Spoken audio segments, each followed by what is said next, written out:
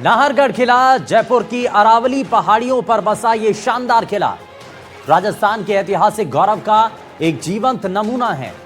लेकिन हैरानी की बात यह है कि इस किले में और आसपास ऐसी कई घटनाएं हुई जो कई बड़े सवाल खड़ा करती हैं। यहां आए दिन हादसे होते रहते हैं, लोगों की मौत भी होती है, लेकिन इतनी घटनाओं के बावजूद प्रशासन की तरफ से आज तक कोई ठोस कदम नहीं उठाया गया। आज आपको इस रिपोर्ट में दिखाते हैं कि नाहरगढ़ किले में कब कब कौन सी घटनाएं हुई और कितने लोगों की अब तक यहां मौत हो चुकी है। रिपोर्ट में आपको दिखाते हैं। नाहरगढ़ का किला मशहूर पर्यटन स्थल। आए दिन यहाँ होते रहते हैं हादसे। सुरक्षा की कमी हादसों की वजह। क्या कदम उठा रहा है प्रशासन?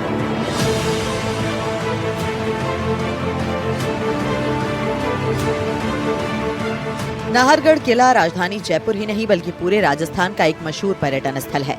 लेकिन यहाँ होने वाले हादसे और लोगों की मौत ने इस किले को लेकर कई तरह के सवाल खड़े कर दिए हैं। और इन तमाम घटनाओं के बावजूद भी इन्हें रोकने के लिए प्रशासन की तरफ से कोई ठोस कदम नहीं उठाया गया है। सुरक्षा की कमी और ऊंची जगहों पर भीड़ होने की वजह से आए दिन यहाँ लोगों की जान जा रही है।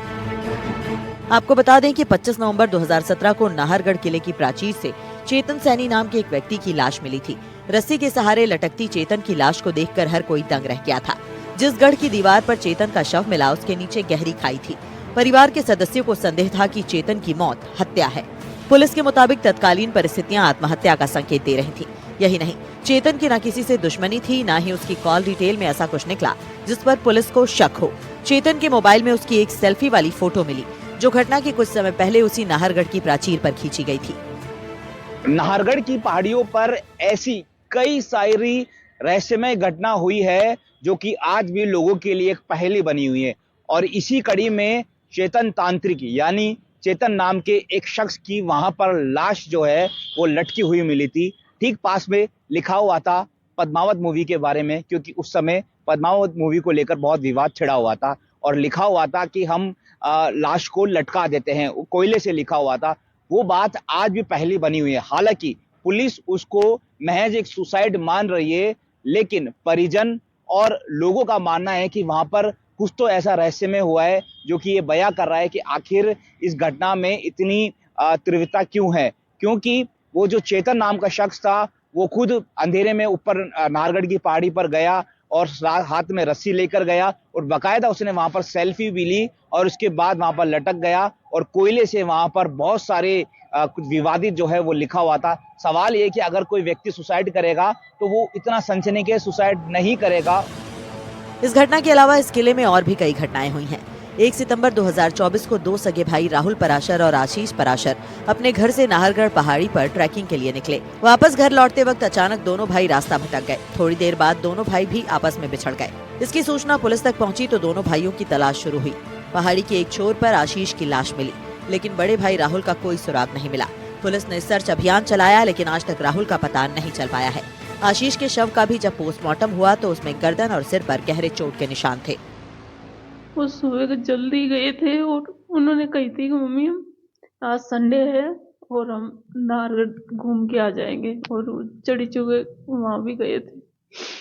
तो बोलो आज जल्दी आएंगे, मतलब जल्दी चले जाते हैं, फिर सुबह जल्दी आ जाएंगे घूम घाम के।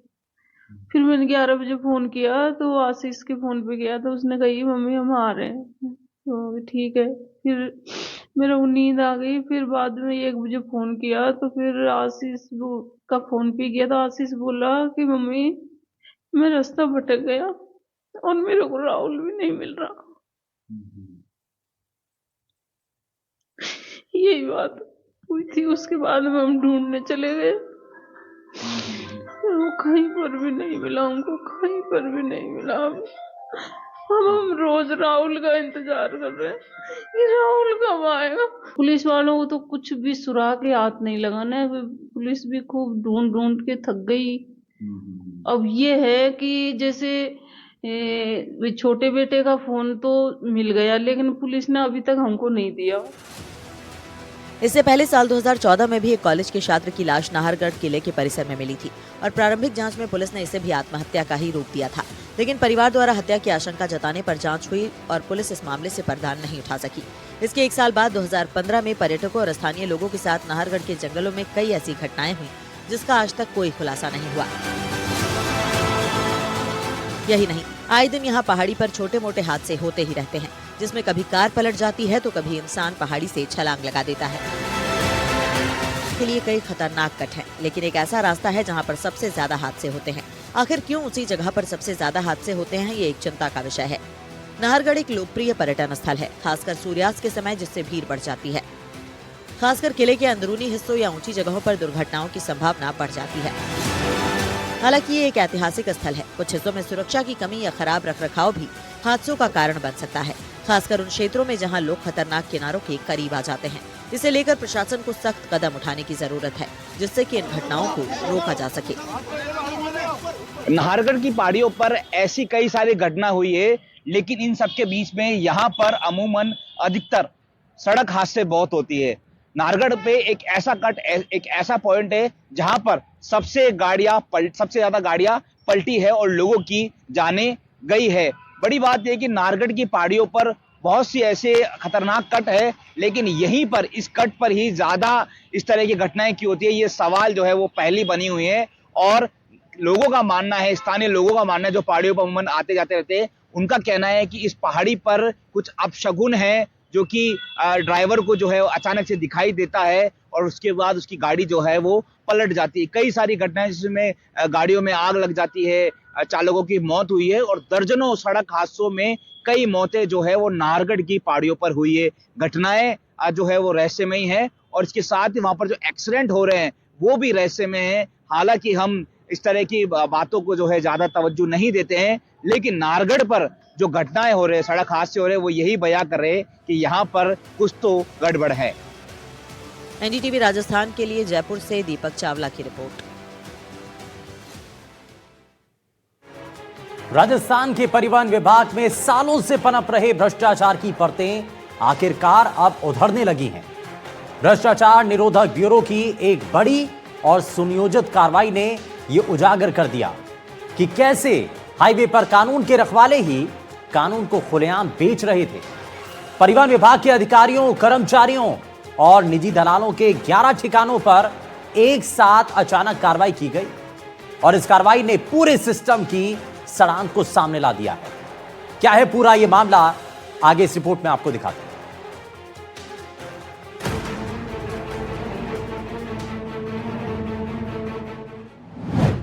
एंट्री माफिया का काला साम्राज्य, परिवहन विभाग बना अवैध वसूली का अड्डा, कॉल सेंटर की तर्ज पर एंट्री सिस्टम, चल रहा था अवैध वसूली का खेल। एसीबी के छापे में सामने आया सच। राजस्थान के भ्रष्टाचार निरोधक ब्यूरो ने परिवहन विभाग की गड़बड़ियों पर कड़ा प्रहार किया है।